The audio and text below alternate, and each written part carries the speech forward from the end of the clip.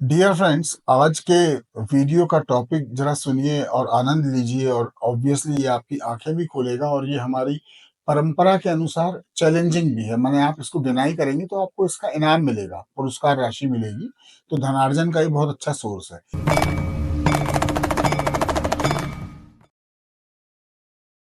बाबा जी लोगों का कहना है, उनका मानना है कि जो हम कॉमन मैन हैं, हम लोगों का आचरण निंदित है क्योंकि हम लोग लाइफ में हिंसा करते हैं।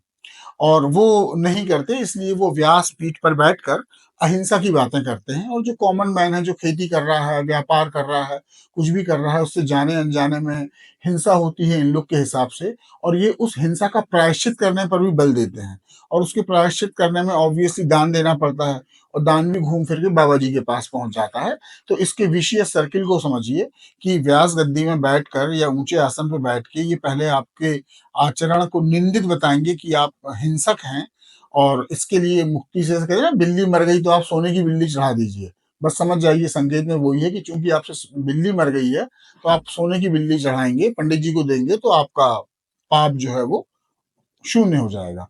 तो ये बताएंगे कि चींटी का मरना भी हिंसा है। गनीमत है कि ये मलेरिया वाले विभाग को ये नहीं कहते कि तुम लोग मच्छर मत मारो, वो भी हिंसा है।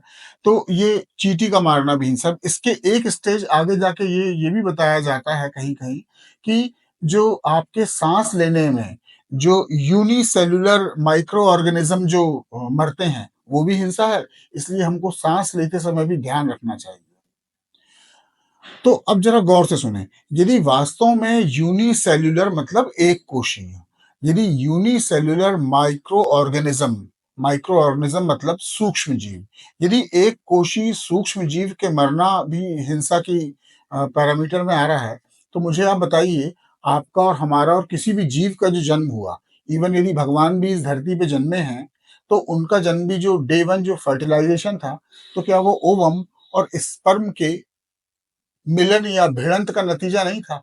और उस इन सारी प्रोसेस में जो आपको मालूम है, बायोलॉजी आप सब समझते हैं, वो जो मिलियंस स्पर्म्स मरते हैं, तो वो भी तो उस प्रक्रिया की वजह से ही हैं।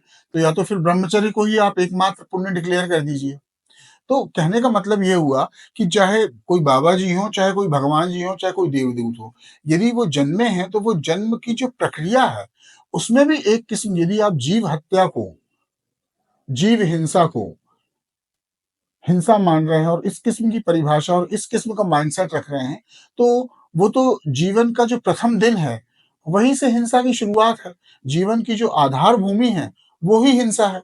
अब बात क्या है, आपने सॉरी अहिंसा के पैरामीटर को उतने ऊपर ले जाके रख दिया है कि वहां पर कोई भी काम, माने जीवन के लिए जो मूलभूत काम है, वो भी हिंसा की श्रेणी में आ जाएंगे। तो अहिंसा को कृपया इतना ओवर रेट मत दीजिए कि हर चीज़ हिंसा की पेरिफेरी में आ जाए। फिर हिंसा की पेरिफेरी में आएगी तो फिर वो पाप बनेगी।